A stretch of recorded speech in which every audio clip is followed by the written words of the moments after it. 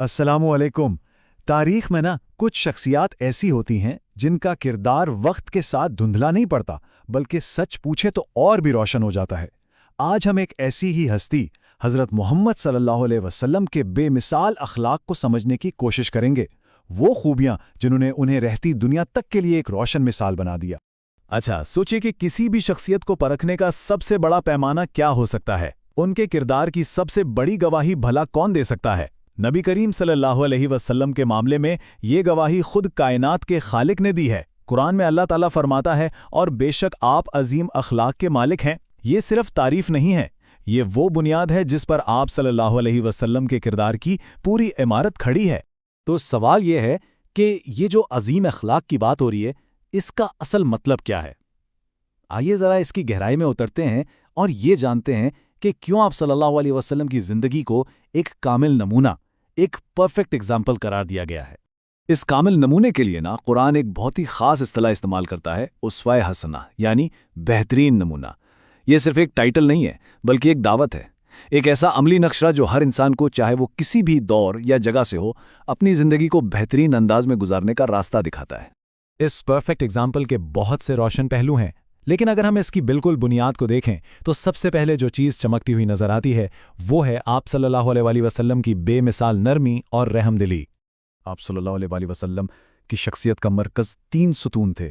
آپ نرم دل تھے، مطلب آپ کا دل دوسروں کے لیے ہر وقت کھلا رہتا تھا۔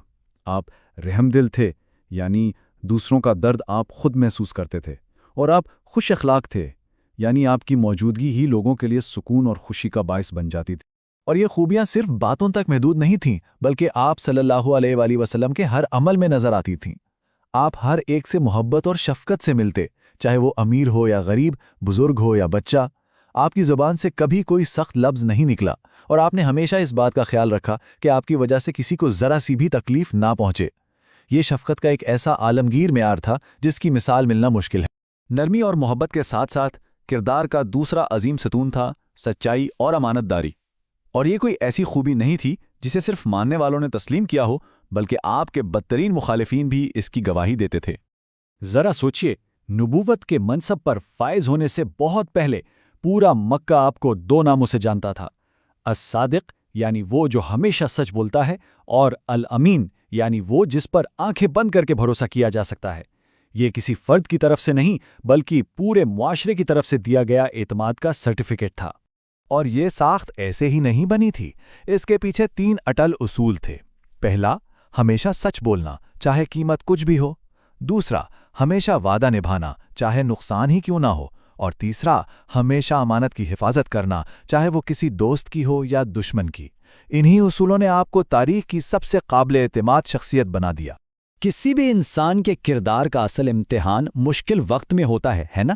اب ہم آپ صلی اللہ علیہ وسلم کے کردار کے اس پہلو کو دیکھتے ہیں جو سب سے کٹھن حالات میں ظاہر ہوا: آپ کا معاف کر دینے کا حوصلہ اور آپ کا صبر۔ یہاں ایک سوال پیدا ہوتا ہے کہ جنہوں نے آپ صلی اللہ علیہ وسلم کو سب سے زیادہ تکلیفیں پہنچائیں، ان کے ساتھ آپ کا رویہ کیسا تھا؟ جواب بہت سادہ ہے، مگر اتنا گہرا اور حیران کن ہے کہ آپ صلی اللہ علیہ وسلم اپنے بدترین دشمنوں کے ساتھ بھی اچھا سلوک کرتے اور طاقت ہونے کے باوجود بدلہ لینے کے بجائے مات کرنے کو ترجیح دیتے۔ یہ وہ مقام ہے جہاں انسانی کردار اپنی بلند ترین چوٹی پر نظر آتا ہے۔ یہ کیسے ممکن تھا؟ اس کی 2 بڑی وجوہات تھیں۔ ایک، آپ صلی اللہ علیہ وسلم اپنے غصے پر مکمل قابو رکھتے تھے، چاہے کوئی آپ کو کتنا ہی اکسانے کی کوشش کرے۔ اور دوسرا، آپ صبر کا ایک پہاڑ تھے، طوفانی حالات میں بھی آپ کے قدم نہیں ڈگمگاتے تھے، اور یہی آپ کے کردار کی اصل پہچان تھی۔ تو ان تمام باتوں کا آج ہمارے لیے کیا سبق ہے؟ یہ عظیم کردار صرف تاریخ کی کتابوں کے لیے نہیں ہے، یہ آج بھی ہماری روزمرہ کی زندگیوں کے لیے ایک زندہ اور عملی رہنمائی ہے۔ تو دیکھیے، راستہ بالکل واضح ہے۔ پہلا قدم، نبی کریم صلی اللہ علیہ وسلم کے اخلاق کو جاننا اور پڑھنا۔ دوسرا قدم، ان خوبیوں پر غور کرنا کہ یہ ہماری زندگی میں کیسے آ سکتی ہیں۔ اور تیسرا اور سب سے اہم قدم، انہیں اپنانے کی سچی کوشش کرنا۔ نتیجہ کیا ہوگا؟ ہم نہ صرف بہتر مسلمان بلکہ ایک بہتر انسان بنیں گے۔ یہ خود کو بدلنے کا سب سے یقینی راستہ ہے۔ اور یہ سارا تجزیہ اس ایک سوال پر آگے ختم ہوتا ہے جو ہم سب کے لیے غور طلب ہے: آج ان میں سے کون سی ایک خوبی اپنانے کی کوشش کی جا سکتی ہے؟